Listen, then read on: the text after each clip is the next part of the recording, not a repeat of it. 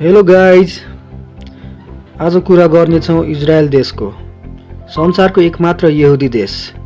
भौगोलिक दृष्टिकोणले यो देश यति सानो छ कि नेपालमा 6-7 वटै इजरायल अटाउँछ। जनसङ्ख्या यति कम छ कि नेपालको जनसङ्ख्याको 4 भागमा 1 भाग मात्र छ इजरायलको जनसङ्ख्या। यति सानो देश, यति थोरै जनसङ्ख्या, त्यही पनि विश्वको 8औं शक्तिशाली देश हो इजरायल। टेक्नोलोजीमा सबैलाई पछि पारेको छ यसले। इजरायललाई नक्सामा हेर्ने हो भने चारैतिर मुस्लिम देशहरूले घेरेको छ। उसलाई थाहा छ वरिपरि पुरै शत्रु नै शत्रु छन्। यो विश्वको एकमात्र यस्तो देश हो जसले पुरै देशलाई एन्टी ब्यालिस्टिक मिसाइल सिस्टमले सुरक्षित राखेको छ। यो देशमा कसैले मिसाइल, रकेट बम त छोडोस्, हावामै नष्ट भएर जान्छ, जमिन छुन नि पाउँदैन। यदि कोही इजरायलको शत्रु बन्छ भने एक त त्यो बच्नै सक्दैन, अर्को त जरैबाट सखा पारिदिन्छ यसले। यदि मेरो एक नागरिक मारिस् भने तेरो देशमै छिरेर 10-10 नागरिक मारिदिन्छु, जे उखाड्नु छ उखाड। यो इजरायलको एक नीति नै हो। इजरायललाई विश्वको सुरक्षित देशको रूपमा लिइन्छ। यसको सुरक्षा पछाडिको कारण हो यसको खतरनाक जासुस एजेन्सी इन्टेलिजेन्स एजेन्सी मोसाद। एकचोटिको कुरो हो, सन् 1976 मा युगान्डाको केही आतंककारीहरूले इजरायलको 54 नागरिकहरूलाई बन्धक बनाएको थियो। इजरायल वार्तालाप गर्नतिरै लागेन, ऊ चुपचाप बस्यो। चुपचाप युगान्डा छिर्यो र राताराती आतंककारीहरूलाई सखा पारी आफ्ना 54 नागरिकहरूलाई सुरक्षित घर ल्यायो। यतिको खतरनाक छ यसको एजेन्सी। केही समय अघि जान चाहन्छु। दोस्रो विश्वयुद्धमा हिटलरले 60 लाख यहुदीहरूलाई ग्यासको पाइपलाइनमा जिउँदै जलाएर एकै छ्यान पारिदियो। यही घटनापछि यहुदीहरूले छुट्टै देशको माग गर्न थाले र सन् 1948 मा प्यालेस्टाइनसँग अलग भएर एक नयाँ देश इजरायल बनेको हो। सोही बेलादेखि आसपासको मुस्लिम देशहरू यसको विरुद्ध हुन थाले। त्यही बेला इजरायललाई सखा पार्न इजिप्ट र जोर्डनले एक सम्झौता गरे। सम्झौता यस्तो थियो कि इजरायलले हमला गरे एक अर्कालाई साथ सहयोग गर्ने। सन् 1967 जुन महिना इजरायल र इजिप्टको बोर्डरमा लडाईँ सुरु भयो।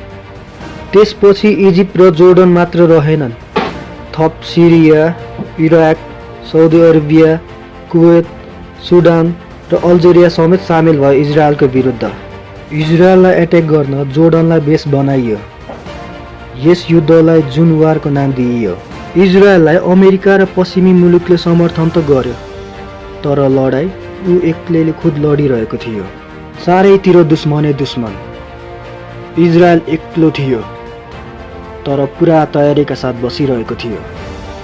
इजरायललाई थाहा थियो कि जित्नु छ त आफैबाट एट्याक सुरु हुनुपर्छ। जुन 5 आफूमाथि एट्याक हुनु अघि उल्टै इजरायलले इजिप्टमाथि सरप्राइज एट्याक गर्यो। इजरायल एयरफोर्सले इजिप्टको 400 फाइटर प्लेन जमिनमै बमले उडाइदियो। जुन 6 जमिनी लडाईँ सुरु भयो। इजरायली सेनाले इजिप्टको सिनाई पेनिन्सुला र गाजा स्ट्रिपमा हमला सुरु गर्यो। तर यही बेला उता जोर्डनले इराक र साउदी अरेबियाको साथसँगै पुरै तयारीका साथ जेरुसलेमबाट एट्याक गर्यो, तर पनि इजरायललाई हराउन सकेनन्। जुन 7 केही सिप नलागेपछि जोर्डनको सेना पछि हट्न बाध्य भयो। त्यसपछि इजरायलले पुरै जेरुसलेम पनि क्याप्चर गर्यो। जुन 8 उता पनि गाजा स्ट्रिप र सिनाई पेनिन्सुलाबाट इजिप्ट सेना भाग्न बाध्य भयो र इजरायली सेनाले यो भाग पनि कब्जा गर्यो। जुन 9 यो जितपछि इजरायली सेना अर्को दुश्मन सिरियातर्फ लम्कियो। सिरियाको गोलन हाइटमा घनघोर युद्ध भयो। यता पनि इजरायलकै जित भयो र यो भाग पनि इजरायलले आफ्नो बनायो। जुन 10 जताततै दुश्मनहरूको हार भइरहेको थियो, तर पनि युद्ध सकिने छाटकाट भने थिएन। तर युनाइटेड नेसनमा केही सम्झौता गरे पश्चात भने यो युद्धको समाप्ति भयो। यसरी 6 दिने युद्धको अन्त्य भयो। दुश्मनहरू युद्ध गर्न आउँथे र इजरायल तिनीहरूलाई धपाउँदै तिनीहरूको केही जमिन कब्जा गर्थ्यो। यही क्रममा इजरायल पहिलेको भन्दा 3 गुणा ठुलो इजरायल बन्यो। यसरी 6 दिनमा थुप्रै देशहरूलाई हराएर इजरायलले एउटा छुट्टै इतिहास नै रच्यो। तर केही समयपछि इजरायल र यी देशहरू बीच शान्ति सम्झौताहरू भयो। र इजरायलले युद्धमा जितेको थुप्रै भूभागहरू फिर्ता गर्यो।